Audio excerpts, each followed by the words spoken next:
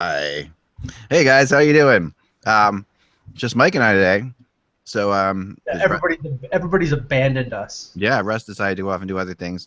No, we had a fun thing going on, so he's doing that. So because of that, we're gonna do our Patreon show next week. So it'll be that probably next Friday when I'm back. I'm gonna be in St. Louis from Sunday till Thursday. I'll be still blogging, still jumping in, and here we go. But wow, And stop, stop, stop, stop, stop that. Sorry. Okay, we're in an infinite loop. Let me fix that 1 second.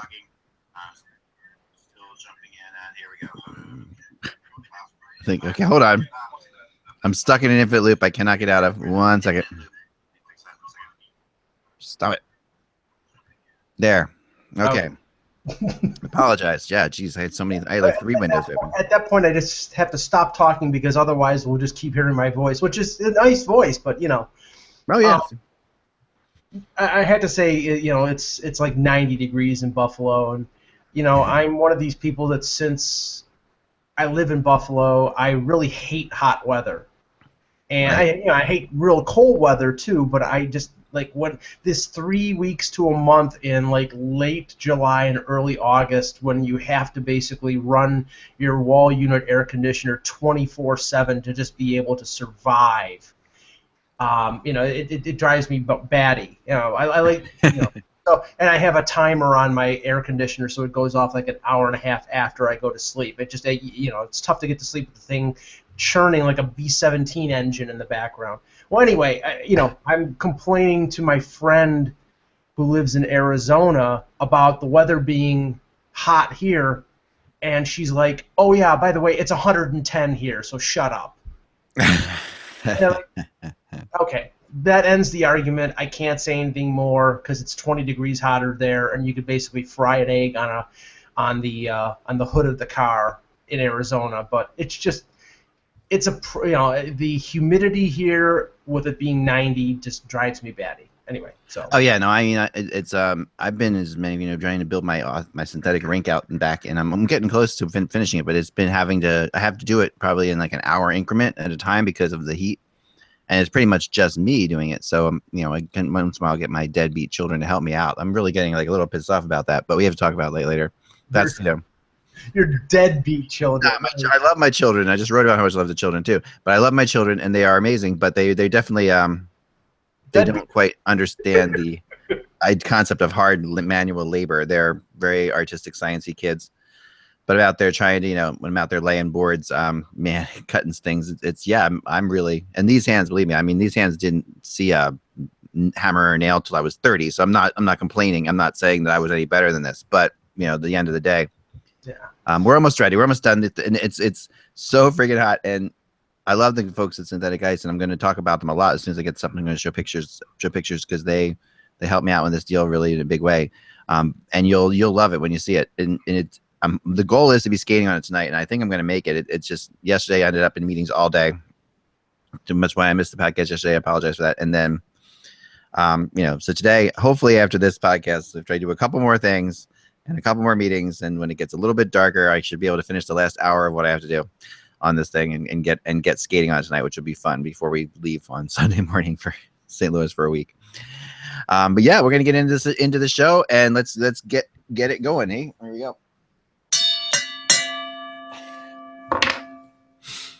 So hungry. Okay, sorry.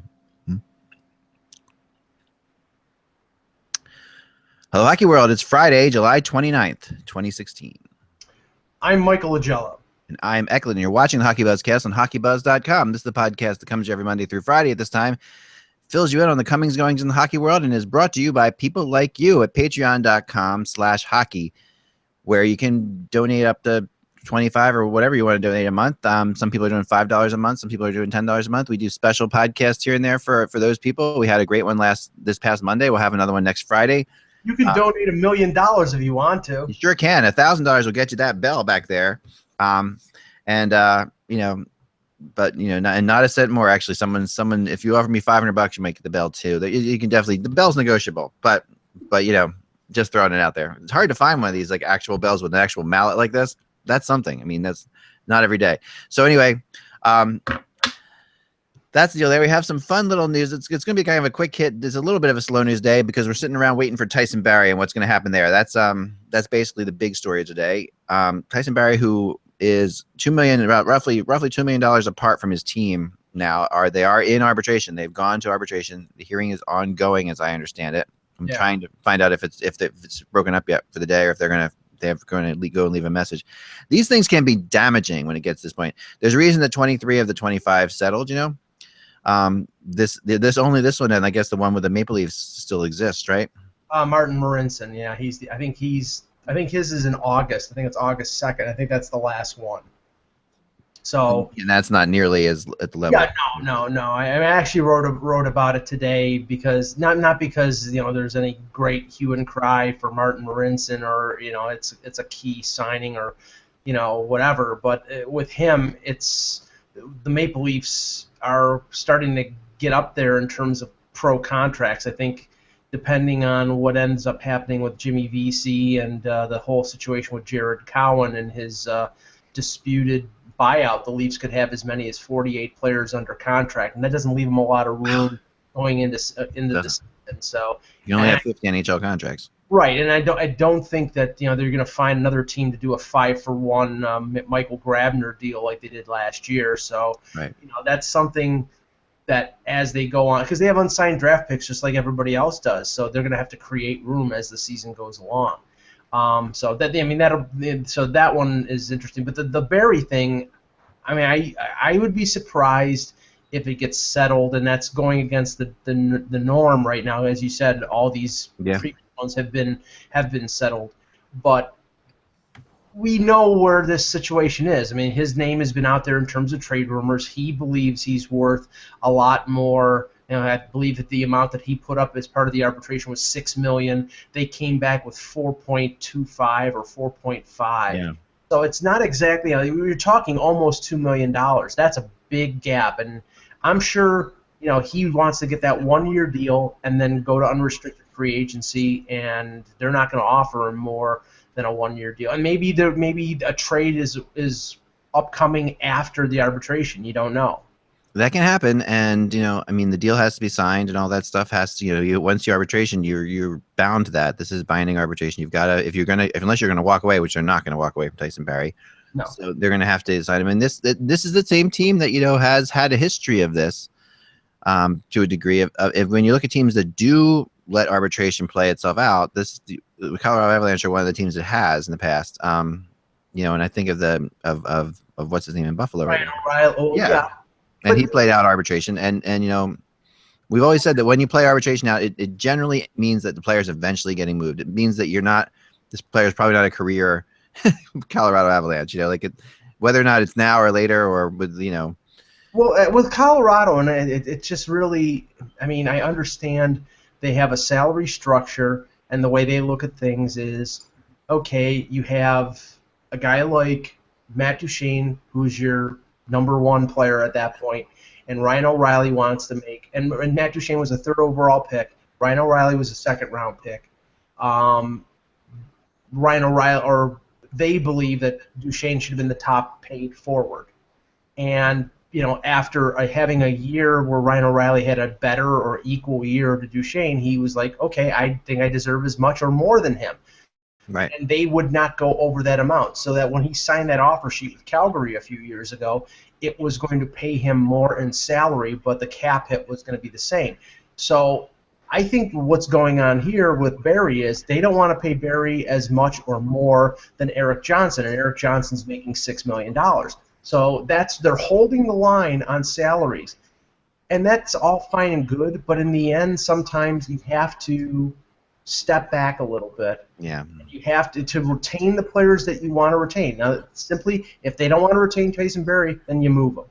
But you're never going to be a better team, because I don't see, the one place that team is very weak is on defense, and there is not a replacement for Tyson Barrie on that roster right now. No, there isn't. And and Tyson Barrie is the kind of player that, we've talked about before, that you really do want this is the kind of guy that in the defender in this day and age, he's the prototypical defender, right? So yeah, this is going to get fascinating. I think this could turn. In the last few days heard a lot of talk about Edmonton trying to get Tyson Barrie again. Like they're jumping back in on this thing and seeing if they can grab him somehow to, which would further enhance their defense, which they've been working on this summer. So I don't know what it's going to take, but although he's not the type of defenseman that, because let's face it, Edmonton has got Sekera. They have a few guys who are, I would categorize as offensive defensemen. They could use another puck carrier, so that's where he fits in. But I think more than anything, they need a stay-at-home two-way guy more than they need an offensive guy. And Barrie is, I think, more of a offensive defenseman than anything. Yeah. No, I think that I agree with that.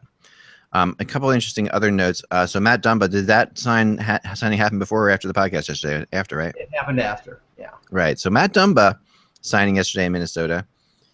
When I talk to people out in Minnesota, many will tell me that Dumba is one of the more underrated defensemen in the NHL that people really just don't know about. This is you commonly heard about, that he's the guy that they would not trade to get a Ryan Nugent-Hopkins, but he's the player that really they love. And so them signing him and keeping him going it's only a 2-year deal, $5.1 million contract. So it is the kind of thing that makes you wonder, is he there long term? Because this is one of those contracts that could lead to him hitting free agency pretty quickly, right? Well, he'll still be an RFA. It's a bridge deal. But right. The thing is that I'm a little surprised that they got him for under $3 million. Now he had a good season last year, and he's an up and coming defenseman. There's no doubt. But I thought, looking at what they paid Jonas Brodin, which was over $4 million on a long-term deal, that was the area where they were going to have to pay him to be to get him locked up. I agree. They didn't have to do that, so now they sort of push the dilemma down the road 1 or 2 years. It's more like, now they can move Brodin if they need to or have to. They can move a Scandella or a Jared Spurgeon if they want to, or if they want to create room. They got most of their defense locked up for 2 years or more, so it gives them a little bit of flexibility, but they have no flexibility on the cap. They have everybody locked up, and there's not a lot of room there. So, it's a good signing, and Chuck Fletcher pulled off something, because I didn't think they would get him locked up for that little, but it just delays the inevitable about them making decisions. Yeah, and I think Brodin's the name that's mostly come up in the Nugent-Hopkins rumors, and I think that's really accurate too. Having talked to people there, I think that Brodin is the guy that they would move for Nugent-Hopkins. So but there's a lot of Wild fans that agree with you, that think that would have expected, if these two contracts would have gone down, that Dumba would have been the guy getting paid more than Brodin, not the opposite way. But that's not to say that Brodin's a bad defenseman at all. It's just well, if you think about it this way. Dumba's making 2.5. Brodin's making 4.1. That's roughly $2 million, a little less than $2 million. If they traded Brodin for Nugent-Hopkins is making 6. That's $2 million more than what Brodin is making. So by signing Dumba to that to about a contract about $2 million less than you thought they would have to, they actually saved the money to be able to pay Nugent-Hopkins $2 million more than what Brodin is making. So if that deal goes down, there's enough space to be able to fit him. Oh yeah, I agree. Now, have you seen this? Are you familiar with the National College Prospect Hockey League? No. All right, so this is something that someone sent me this, and I had never heard of that league before. The National College Prospects Hockey Leagues. There's a Lake Erie franchise, so it's a league. And the Lake Erie team, and I just want to know your thoughts on this. It's kind of a little political, but not really. Mm-hmm. They've been called the Warriors, this team. And oh boy. All right, so you can see where this is going, right? Mm-hmm. So they put out their new logo, and I just want to know, does Dan Snyder own this team? How idiotic you can be. Okay, this was their logo. This is not fake. This is actually really the Lake Erie Warriors logo. Okay, so just I don't know. So now, but they have decided that this doesn't work, and they're going. Someone in this day and age has told them that that's not a good idea. They are going to be renamed the Lake Erie Gulls. Again, I didn't even know this league existed, but what are your thoughts on this kind of stuff? Like when you get, the political correctness of logos, like it's a big discussion and there's a lot of different opinions on it. Well, I see. There have been a couple high schools in the Buffalo area that had, what they considered politically incorrect school names or team. Yeah. And there was a hue and cry when that high school changed their name. I think. I understand for somebody who's of Native American descent, they would find offense in something like Redskins. Yeah. But we're talking Warriors. It doesn't. Yeah. Now, like in my hometown, the Chickawaga Central High School, their name was Warriors, and and the emblem was a similar, like a Indian headdress with a really Native American. Yeah, and because I believe Chickawaga is a Native American. Well, yeah, that's got to be. Yeah, that's totally. To me, it's not offensive. To me, it's honoring, the town name and the origin. I believe there may have been Iroquois Indians that were in Western New York and I don't know if they were in Chickawaga, but in that instance, I don't see that as offensive. I don't see the Cleveland Indians as offensive. I don't see some of the other ones like the Fighting Sioux for North Dakota, which has raised a great deal of hue and cry. And not even that name anymore. I understand. Those to me are not offensive, but Redskins. I think everybody's painting with a broad brush, and they think that every one of them should be changed because Redskins should be changed. Now, I don't think that's the case, but we have rampant political correctness in the U.S., and that's one thing that I really don't like, but I'm in the minority apparently. It's a hard call. It's a very hard call because there's no. When you start drawing lines, like where do you draw the lines on these sports teams? Like it's a tough line to draw. It's easier to avoid it altogether, for sure. If you're running the business, it's easier. If you're running that team, it's easier just to avoid this because there's plenty of good names out there. And now in like a place like Chickawaga or something like that, where it is an Indian, it's an Indian named town, and I don't know how many Indians still call that home or if there's an American Indian population, but if there's these kind of logos, like the Braves, the Atlanta Braves logo, these are logos that, they're kind of, the one I just showed can be construed as wrong, but can also be construed as just, the way that, sometimes Indians portray themselves. There's just the concept of, just like, the warrior and the fighting warrior. It's not as if we're trying to be evil here, I think. So it's a tough spot to be in.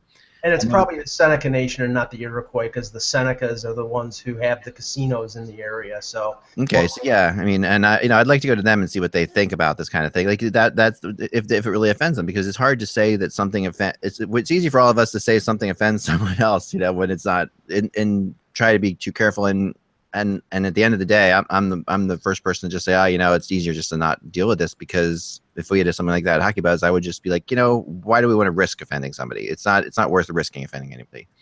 But I don't know exactly. Anyway, that's just a little political talk there, Mike. I thought you'd like. Let's please not go into the convention last night, because I had somebody email me a couple days ago and said, when you guys talk politics, you piss off half the people that are watching. And I was like, yeah, but the other half are very interested, aren't they? Yeah, I don't want to get into that at all. We got into it the other day, and I made my statement. That was that.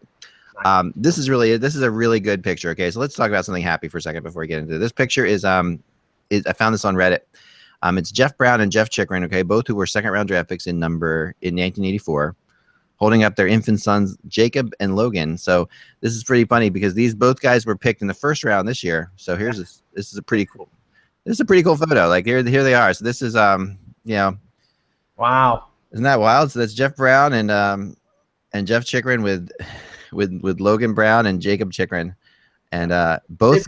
These guys went in the first round this year. These two little kids. Those kids have grown up just a bit, because like when I saw Logan Brown at the draft combine, I was more like, "Hi, Logan," and Jacob.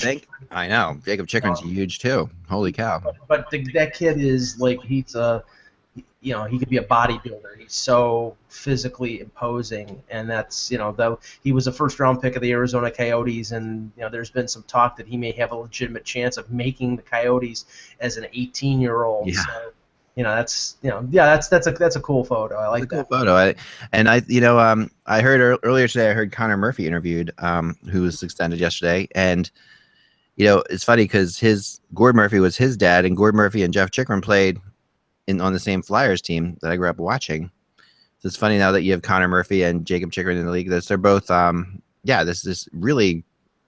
I mean, it's not surprising to me that kids of professional hockey players, this happens a lot, or it happens often. I wouldn't say a lot, but it happens often enough that you would say okay. But well, let's talk about those signings for a second. Yeah. Because Connor Murphy, I believe it was a 6-year deal, making a little less than $4 million.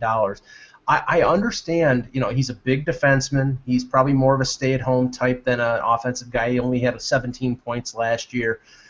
But again, he's being paid the same amount of money as Travis Hamonic. Right.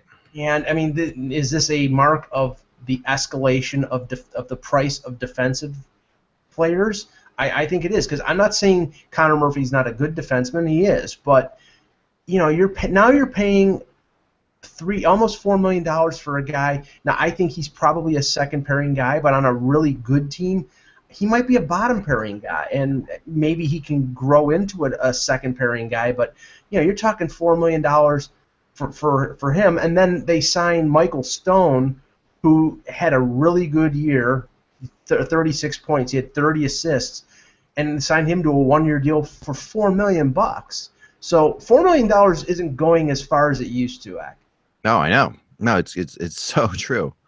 I mean, it really hasn't. And I know. I had $4 million last year. I'm sure he did. Yes, we did. Yeah.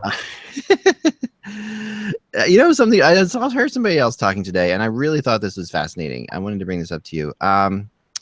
We talked the other day we got into a little discussion about Team USA, right? And Team USA, and the fact that a lot of the Team North American players should be considered for Team USA, were the Team North America not existing, right? And maybe a few Canadians as well, but mostly Americans. Yeah. I mean, Ekblad might be the one, perhaps, I don't know, that you would think about for Team Canada. But McDavid. And McDavid, of course. But even McDavid, it might be harder for McDavid just because there's so many players like that. But not that there's so many. I mean, McDavid is his own entity, of course. But someone sent me an email, and they were absolutely right, because I said, I look at Eichel, okay. Eichel, I think, would make the team, but then Larkin, okay, maybe make the team. Seth Jones, okay, perhaps. I mean, those are players that all should be probably. I wonder if they're first of all, I wonder if they're upset that they're not on Team USA. Like, I wonder if that plays into it, or if they're happy about this. I haven't talked to anyone about it. Some of the question I'm going to ask them when I get there, they probably won't admit to it, but I wonder deep down if they.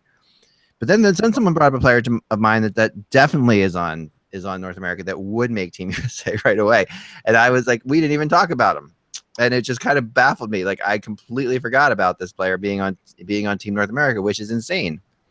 And who would that be? But Johnny Gaudreau.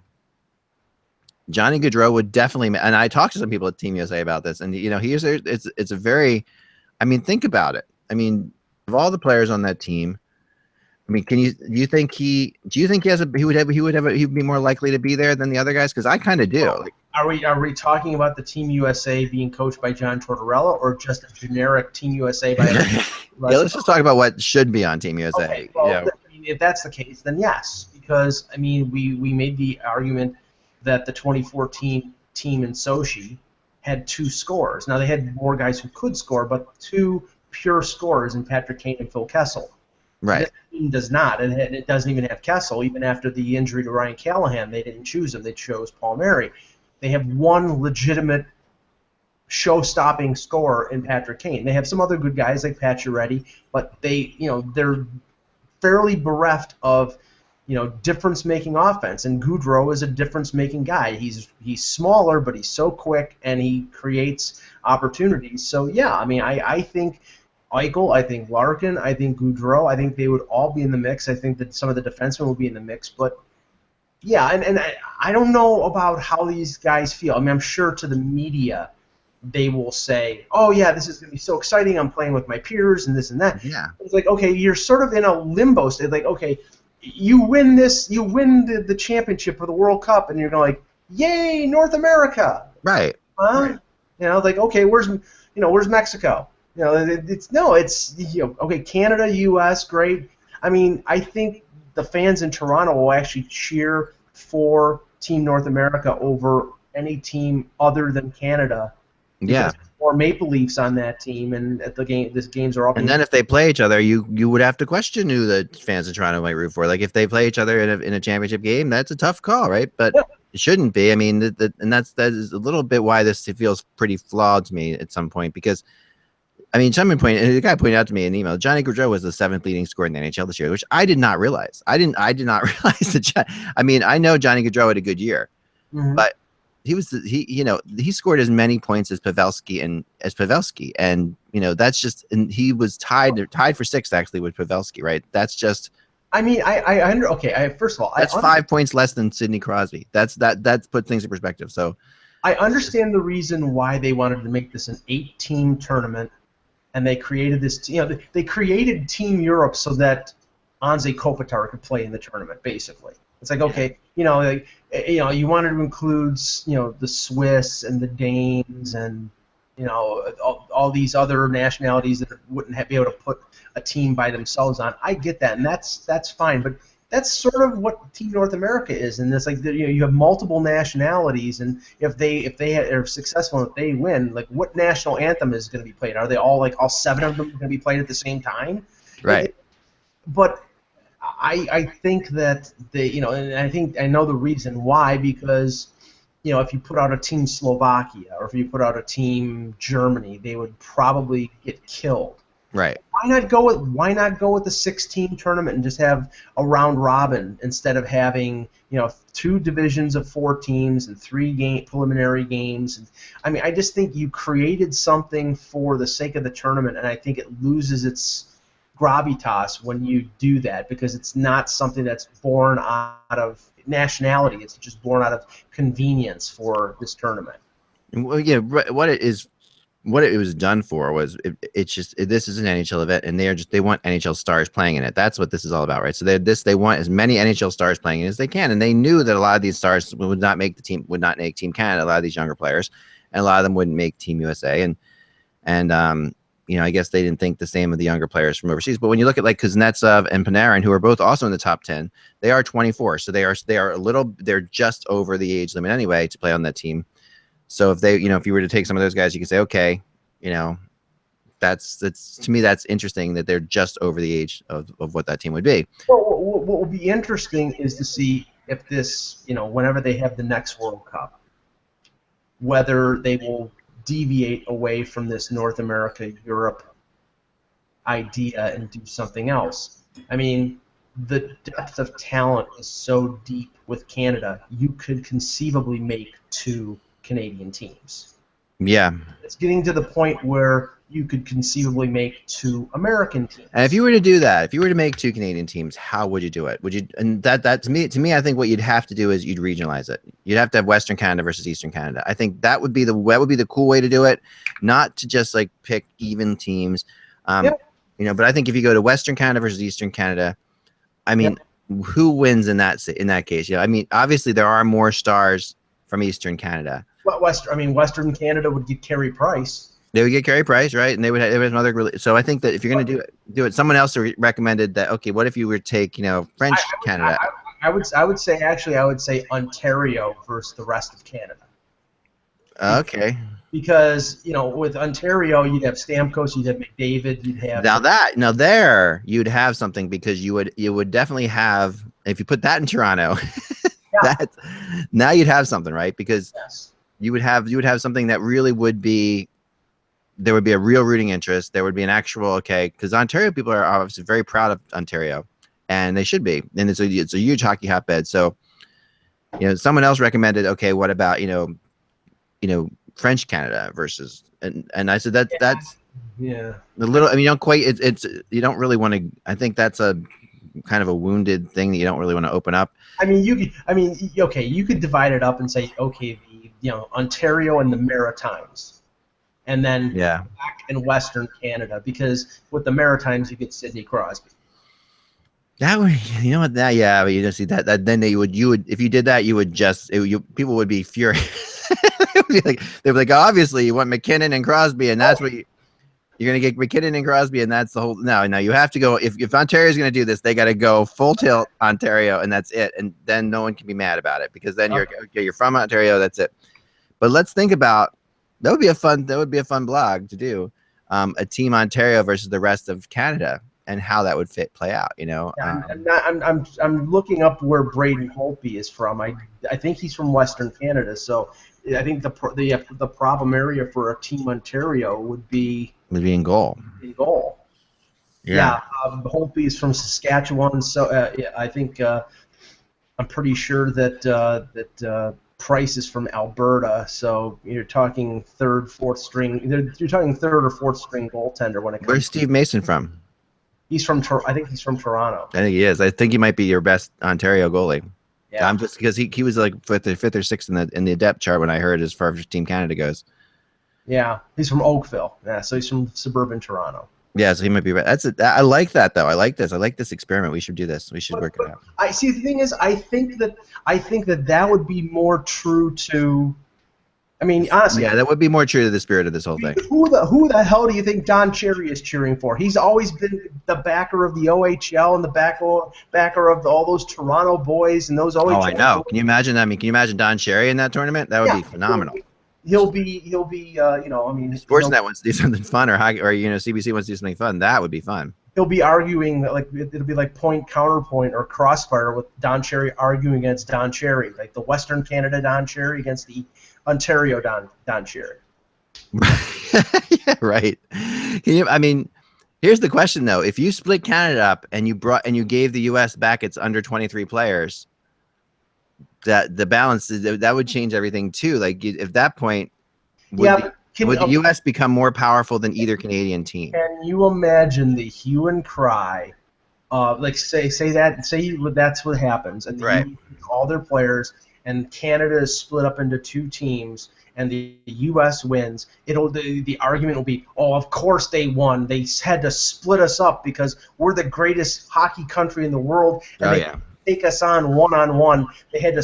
It was divide and conquer. You know that's what the argument would be. Yeah, I mean, and but I think I would like that better than this under 23 team. Yeah. I think as much as I think that.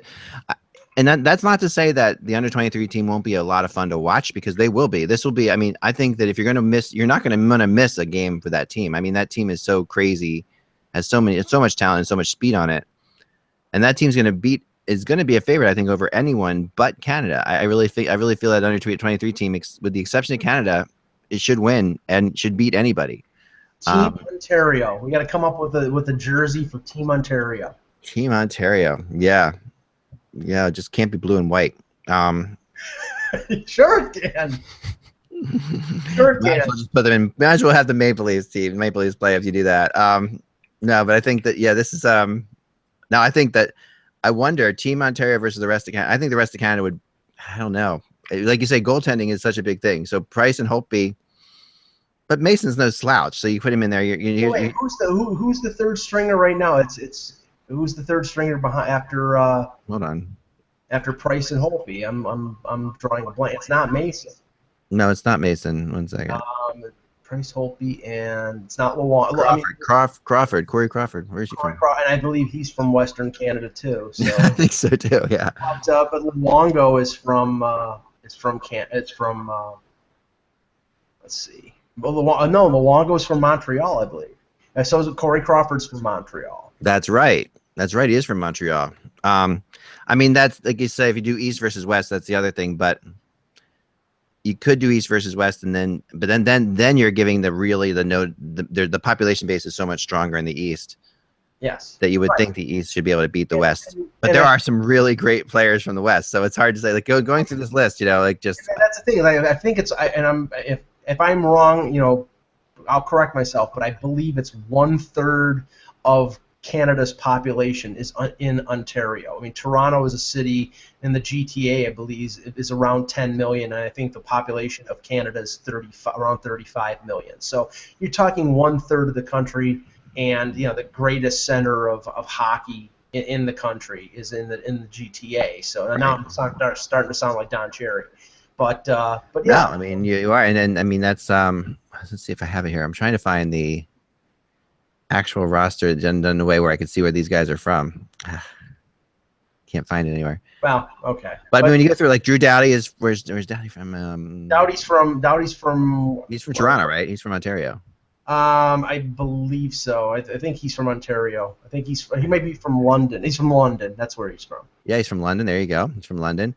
All right, so you get Doughty. You get Tavares. You get Stamkos. You get McDavid. Where's Duncan Keith from? Duncan Keith is from Western Winnipeg. Canada. Yeah, he's a Winnipeg guy. Okay, right. So that's there. Jonathan Taves is from Winnipeg. Yeah, Taves is from Winnipeg too. Yeah. Edward Vlasic is from Montreal, right? Yes, I believe so.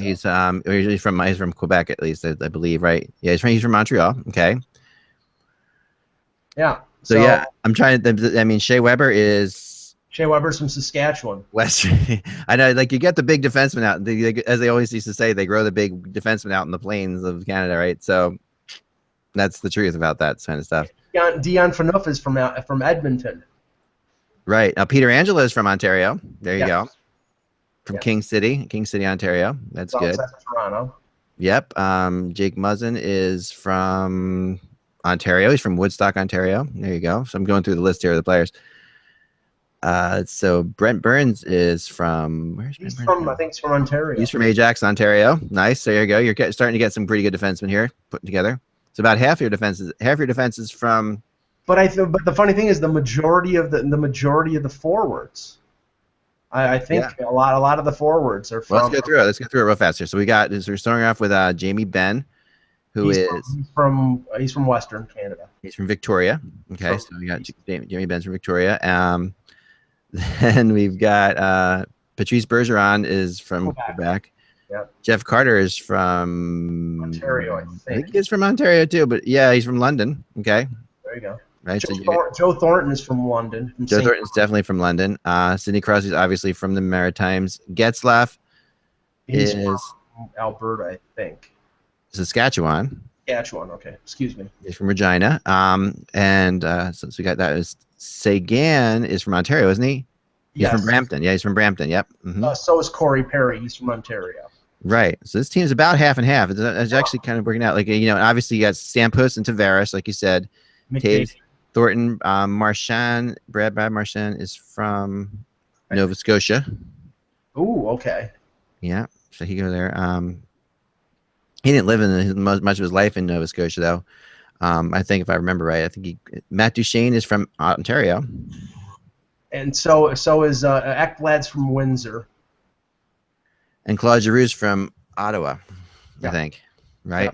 Yeah. It sounds like it would be almost. No, Claude Giroux's from Hearst, Ontario. Right, I forgot about that. Okay. He's from way up northern Ontario. See, the thing that you're gonna have a federal case here with like Brad Marchand. He's born in he's probably born when his parents were on vacation in Halifax. It's got to be where you were born and where. Yeah, exactly. And then actually, he lives in Brampton or something like that. I mean, I don't know. I'm just making. But so a lot of people do move to like that. That would be a little unfair. Maybe we'd have to make some kind of cutoff for this. How it would be. It would have to be.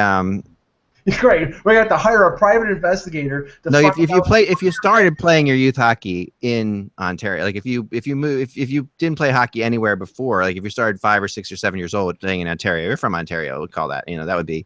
Right. But to me, if you moved there, if you played hockey anywhere else as a youth before you moved to Ontario, you're from there. That's how I would do it. I think it has to be where you started your youth hockey, your first organized youth hockey, like 5 or 6 or whatever. Pee wee hockey. That's it.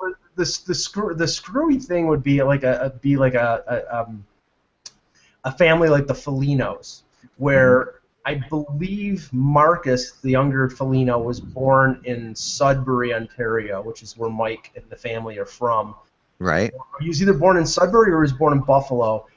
Nick Felino played for Team USA, and Marcus Felino played for Team Canada. Right. They had dual citizenship, so it's a question of like, okay, but they may have both been born in Buffalo. So if they were both born in Buffalo, then they would be part of Team USA, in spite of the fact that Marcus played for Team Canada. So Right. you know what I'm saying? It would be a really, you're gonna have to get special dispensation for these guys. Yeah, Right. Nick Foligno was born in Buffalo, and Right. played in the U.S. National Development Program, and Marcus Foligno was born. Let's see. Marcus Foligno was also born in Buffalo, but played for Team Canada. Right. Okay. There you go. Yeah. I mean that's. I mean, and well, you look at guys like Jacob Chicken we were talking about, who grew up in Florida but played in Canada mostly. Right. So someone texted me, this is true, that Matt Murray is from Ontario, the goalie from the Penguins. Okay. Well, there you go. Another Ontario goalie that you have there. And here's your starter. Either Matt Murray or Steve Mason. I think you have both those guys. So Ryan, I'm just going through now. I'm going through Team North America. Ryan Murray is not from there. Where's Morgan Riley from? Morgan Riley's from Vancouver. Okay, right. Okay. There you go. Jacob Trouba is from Ontario, isn't he? Hold on. He's a U.S. kid. You're right. What am I saying? Yeah, he's American. That's crazy. Losing my mind. Well, you gotta remember, it's confusing because you're used to everybody being from one country in these teams, but with Team North America, it's split. So yeah, and there's so many. I mean, obviously, McDavid is from Ontario, from Toronto, right? Or one of the suburbs. Yeah. Sean Monahan is from Brampton. Yep. All right, so you got that going on for you. Just looking through these other guys. There's a lot of obviously Americans on this team, which is funny. It's July 29th, folks. No, but this is I think this is so here we go. Yeah, I forget Brandon Saad is from Pittsburgh. I always forget that. Yes. I always forget that Brandon Saad's from Pittsburgh. He's another guy that Americans should look at. But didn't. But didn't, right? Oh, wait, exactly. No, they couldn't because he's under 23. They couldn't because it doesn't seem like Brandon Saad could possibly be under 23. Like, he's the guy who looks like on this team, when you look at this team, that there's just no way. The gray beard in the 23-year-old and under team. Yeah, no, he's totally not. It's just crazy. I know. So I will at some point. We'll at some point have to do a blog about this and put together the best and how that would work, because I think that's something to consider for the next go around for this, depending on how this all plays out. I think you have to probably keep the Team Europe, because I can't think of any other way to include Slovenia, Slovakia. Yeah. I think you should call them Team S. Slovenia, Slovakia, Switzerland. Yeah. But, yeah, no, that's a tough one. Yeah. That's it definitely takes something away from. I really, it will never happen, because this is an NHL event. But what you would like there to be, like a play-in, like little tournament that goes on that happens before, where one of those teams can get into this. Like, that's how I would like to see it happen. Like, in an ideal way, that earlier in the summer, Slovakia would play Switzerland, would play Germany. They would all play each other in a mini tournament, and the winner would get to go to the World Cup of Hockey. That's how. Well, somebody actually makes a pretty good point on Twitter here in response to who's watching the show. He says in a few years, McDavid, Eichel, and Matthews will still all be under 23. Oh, I know. They're going to, in 4 years, they could still play on this team. Yeah. So I mean, does USA Hockey and does Hockey Canada really want their future not playing for Canada and the U.S. internationally? Is this a one-off, or is this something that they will perpetuate going forward? And I don't know. I'll go even further in telling you that I have heard rumors that they might do this in 2 years. Like, it might not be a 4-year thing. It could be a 2-year thing, to line up more with the Olympics, like actually the Winter Olympics. So I don't know. It's well, they would do it in August and September of 2018 instead of going to the Olympics in February. And right. Yeah. So the long and the short of it is, I don't think that the NHL is going to the Olympics. The sign. No, I don't think they're not going to the Olympics. They're not these Olympics. But that doesn't mean they won't go to the Olympics ever again. I think that's something that people have to realize is very, very, very true. Like, there is definitely the NHL will be back at the Olympics, I believe, at some point. I just think that right now they won't be at these Olympics, and they won't necessarily be at the next Olympics either. But they will eventually. And what might be a factor, Ak, what might be a factor is if this Rio Olympics is a complete and utter No, you're absolutely 100% right. I've thought about that too, because I do think that the Olympics in general could turn into something that has to happen in certain places and won't be allowed to just take place in random countries. Not that these are random countries, but in countries that don't have as much security as the U.S. has. So the Olympics could become a U.S. type event. Well, and not just that, but in terms of financially, I mean, they're saying. Right. I know that Sochi costs $60 billion or some ridiculous amount, but Rio could be a public relations disaster. Oh yeah.